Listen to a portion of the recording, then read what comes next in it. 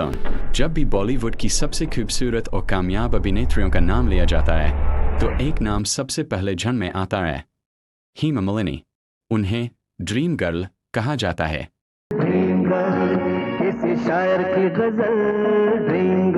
लेकिन क्या आप जानते हैं कि एक समय ऐसा भी था जब उन्हें फिल्मों के लिए रिजेक्ट कर दिया गया था? क्या आपको पता है कि उनकी और धर्मेंद्र की प्रेम कहानी ने पूरे देश में सुर्खियां बटोरी थीं? और कैसे एक साधारण लड़की बॉलीवुड की सबसे बड़ी स्टार बन गई? आज की इस वीडियो में हम जानेंगे हेमा मालिनी की जिंदगी की पूरी कहानी, उनके संघर्ष, उनकी मोहब्बत, उनकी कामयाबी और उन राजों के बारे में जिनके बारे में बहुत कम लोग जानते हैं। साल 1948 में 16 अक्टूबर को भारत के तमिलनाडु राज्य के अम्मनकुडी नाम के एक छोटे से इलाके में हेमा मालिनी का जन्म हुआ। उनके पिता का नाम V.A.S.R. चक्रवर्ती और मां का नाम जया लक्ष्मी था। परिवार का फिल्मों से कोई सीधा संबंध नहीं था, लेकिन उनकी मां को कला और संगीत से बहुत लगाव था। बचपन से ही हेमा मालिनी को नृत्य का शौक था। जब दूसरे बच्चे खेलते थे तब हेमा घंटों भरतनाट्यम और दूसरे शास्त्रीय नृत्यों की प्रैक्टिस किया करती थीं। उनकी मां ने बहुत छोटी उम्र से ही उन्हें डांस की ट्रेनिंग दिलानी शुरू कर दी थी। स्कूल के दिनों में भी हेमा पढ़ाई के साथ साथ सांस्कृतिक कार्यक्रमों में हिस्सा लेती थीं। धीरे धीरे उनकी खूबसूरती और प्रतिभा की चर्चा आसपास के इलाकों में होने लगी। क्या खूब लगती हो, बड़ी किस्मत ने पहला मोड़ तब लिया जब एक फिल्म निर्माता की नज़र उन पर पड़ी। लेकिन यहाँ से उनकी सफलता की कहानी शुरू नहीं हुई, बल्कि उन्हें पहली बार एक बड़ी निराशा का सामना करना पड़ा। एक तमिल फिल्म के लिए उनका ऑडिशन लिया गया, लेकिन उन्हें यह कहकर रिजेक्ट कर दिया गया कि उनमें स्टार बनने वाली बात नहीं है। सोचिए, जिस लड़की को बाद में करोड़ों लोग ड्रीम गर्ल कहने लगे, उसे कभी यह कहा गया था कि वह फिल्मों के लिए उपयुक्त नहीं है। लेकिन हेमा मालिनी ने हार नहीं मानी।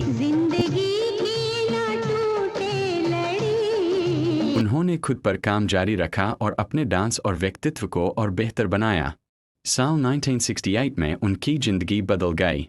उन्हें फिल्म सपनों के सोरग में काम करने का मौका मिला। इस फिल्म में उनके साथ मशहूर अभिनेता राज कपूर थे। सोने घर में घुस रहा था और वो भी एक लड़की के।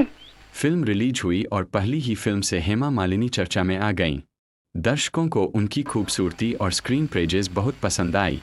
यहीं से बॉलीवुड में उनका सफ़र शुरू। फिल्म सेरा और गीत रिलीज हुई। इस फिल्म ने उनकी किस्मत बदल दी। हेमा मालिनी ने डबल रोल निभाया और ऐसा शानदार अभिनय किया कि पूरा देश उनका दीवाना हो गया। भगवान की दया से कुछ ऐसा हुआ है इस घर के इस फिल्म के बाद वह बॉलीवुड की सबसे बड़ी अभिनेत्रियों में शामिल हो गईं। उनके पास फिल्मों की लाइन लग गई। इसके बाद उन्होंने एक के बाद एक कई सुपरहिट फिल्में दीं। उनकी जोड़ी कई अभिनेताओं के साथ पसंद की गई, लेकिन सबसे ज़्यादा चर्चा उनकी और धर्मेंद्र की जोड़ी की होने लगी। साल 1975 में फिल्म शोले रिलीज हुई। इस फिल्म में उन्होंने बसंती का किरदार निभाया। देखने वाली बात यह भी है कि अगर हम बेलापुर की सवारी बसंती का किरदार आज भी भारतीय सिनेमा के सबसे यादगार किरदारों में गिना जाता है। उनके डायलॉग, उनकी बात करने का अंदाज और उनकी अदाएं लोगों के दिलों में बस गईं। शोले की शूटिंग के दौरान धर्मेंद्र और हेमा मालिनी के बीच नज़दीकियां बढ़ने लगीं। दोनों पहले भी साथ काम कर चुके थे, लेकिन अब उनकी दोस्ती प्यार में बदलने लगी थी। उस समय धर्मेंद्र पहले से शादीशुदा थे, इसलिए उनका रिश्ता काफ़ी विवादों में रहा। मीडिया में दोनों की खबरें छपने लगीं। कहा जाता है कि धर्मेंद्र शूटिंग के दौरान ऐसे मौके तलाशते थे जहां उन्हें हेमा मालिनी के साथ ज़्यादा समय बिताने का मौका मिले। धीरे धीरे दोनों का रिश्ता और मजबूत होता गया। कई मुश्किलों और विरोध के बावजूद दोनों ने अपने रिश्ते को कायम रखा। आखिरकार साल 1980 में धर्मेंद्र और हेमा मालिनी ने शादी कर ली। यह शादी उस दौर की सबसे चर्चित शादियों में से एक थी। लाखों लोग इस खबर को जानना चाहते थे। शादी के बाद भी हेमा मालिनी ने फिल्मों में काम करना जारी रखा।